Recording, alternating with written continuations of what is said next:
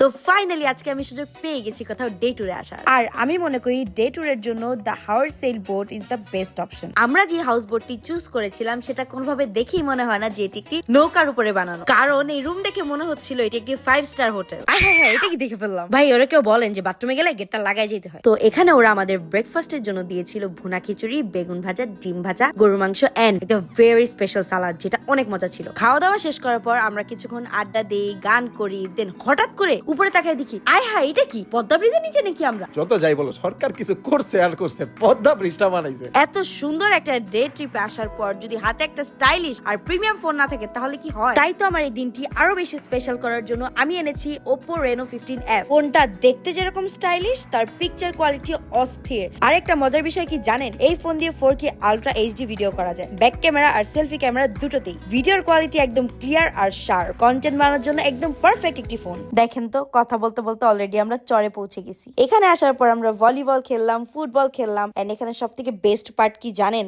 চরে দাঁড়িয়ে পদ্মা নদীর ভিউটা দেখতে মারাত্মক সুন্দর লাগতেছিল। কিছুক্ষণ এখানে এনজয় করার পর আমরা আবার ফেরত চলে যাই বোটে লাঞ্চ করার জন্য। আর আমাদের লাঞ্চের মেনুতে কিন্তু ছিল ইলিশ মাছ ভাজা, চিকেন কারি, মাছ ভর্তা আর সাদা ভাত। Reno 15F এ এআই পোর্ট্রেট গুলো থাকায় আমার কিন্তু চিন্তাই করতে হয় না, কারণ ছবি তোলার পর এআই নিজে থেকে লাইট এন্ড গ্লো ঠিক করে দেয়, ফলে ছবি হয় আরো গ্লোয়িং, আরো সুন্দর। এই ফোন দিয়ে কিন্তু আলট্রা ওয়াইড সেলফিও তোলা যায়, মানে একসাথে অনেক মানুষ নিয়ে সেলফি তুললেও আর কোনো ঝামেলাই নেই। এখন সেলফি তোলার সময় আর কেউ বাদ পড়বে না। পিকচার তোলা শেষ করে আমরা যে গেম সেগমেন্টে, যেখানে ছিল হাড়ি ভাঙা আর পিলো পাসিং, এন্ড আপনি যদি এগুলোতে উইন করতে পারেন তাহলে আপনার জন্য কিন্তু থাকবে প্রাইজ। গেম খেলা শেষে কিন্তু আমরা দারুণ একটা বনফায়ার এনজয় করি। এই বনফায়ারটি এনজয় করতে করতে কিন্তু আমাদের যাওয়ার সময় অলরেডি চলে এসেছে। এত সুন্দর করে সারাদিন কাটানোর পর আমাদের তো ফিরে যেতেই ইচ্ছা করতেছিল না, কিন্তু কি করার, বাসায় তো যাইতেই হবে। তো গাইস, আজকের ভিডিও এই পর্যন্তই। দেখা হবে আমাদের নেক্সট ভিডিওতে।